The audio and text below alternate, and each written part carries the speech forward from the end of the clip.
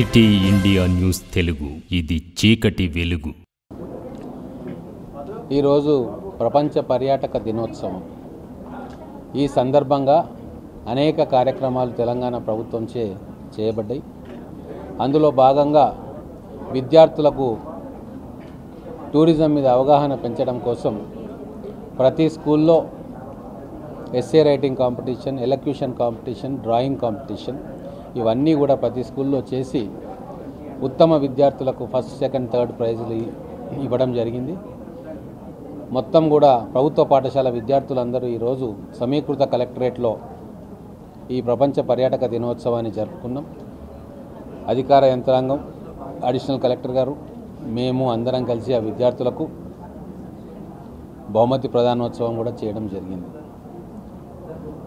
గతంలో నిర్లక్ష్యానికి గురికాపడ్డ పాలమూరు జిల్లాలోని పర్యాటక క్షేత్రాలు, దర్శనీయ స్థలాలు మళ్ళీ పునర్వైభవం తీసుకురావాలని చెప్పి తెలంగాణ ప్రభుత్వం నిర్ణయం తీసుకుంది. నల్లమల అటవీ ప్రాంతం, పిల్లలమర్రి, జూరాల శ్రీశైలం ప్రాజెక్టులు, కోయిల్ సాగర్, సర్లాసాగర్ ప్రాజెక్టులు, అలాగే కురుమూర్తి, మన్యంకొండ, జోగులాంబ, సోమశిల దేవస్థానాలు, అనేక సంస్థానాధీశులు కట్టిన అనేక కోటలు, దర్గాలు, జహాంగీర్పేట దర్గా కావచ్చు, కోయిల్కొండ దర్గా కావచ్చు, ఇలా అనేక దర్శనీయ స్థలాలు ఈ జిల్లాలో ఉన్నాయి. అలాగే ప్రకృతి రమణీయ దృశ్యాలు కూడా, వ్యూ పాయింట్స్ కూడా ఇక్కడ ఉన్నాయి. మన మహబూబ్నగర్ పట్టణం చుట్టే 20,000 ఎకరాల అటవీ ప్రాంతం ఉంది. ఈకో టూరిజంకి విపరీతమైన స్కోప్ ఉంది. ట్రెక్కింగ్ ట్రైల్స్కు నిర్మాణం చేసుకుంటే వేల మంది టూరిస్టులు వచ్చే అవకాశం ఉంది. హైదరాబాద్ మహానగరానికి ఇంత సమీపంలో ఇన్ని దర్శనీయ స్థలాలున్నా ఇన్ఫ్రాస్ట్రక్చర్ క్రియేట్ కాలే.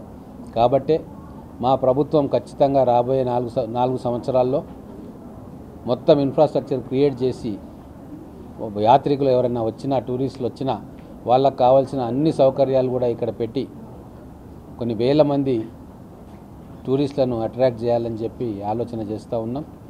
అలాగే స్థానిక ప్రజలకు కూడా టూరిజం మీద అవగాహన పెంపొందించి స్వచ్ఛత, పరిశుభ్రత వాళ్ళలో కూడా కలగాలని చెప్పి, మన టూరిస్ట్ ప్రాంతాలు స్వచ్ఛంగా, పరిశుభ్రంగా ఉంటేనే టూరిస్టుల సంఖ్య పెరుగుతుంది.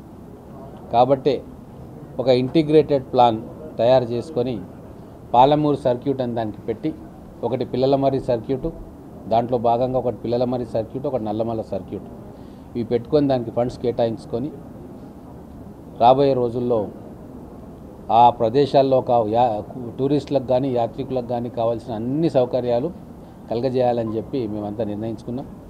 మన టూరిజం శాఖ మంత్రి కూడా ఈ జిల్లావాసి కావడంతో రాబోయే రోజుల్లో స్టేట్, సెంట్రల్ ప్రాజెక్ట్స్ కూడా ఈ ప్రాంతానికి తీసుకురావాలని చెప్పి ప్రాజెక్ట్ రిపోర్ట్ తయారు చేస్తూ ఉన్నాం.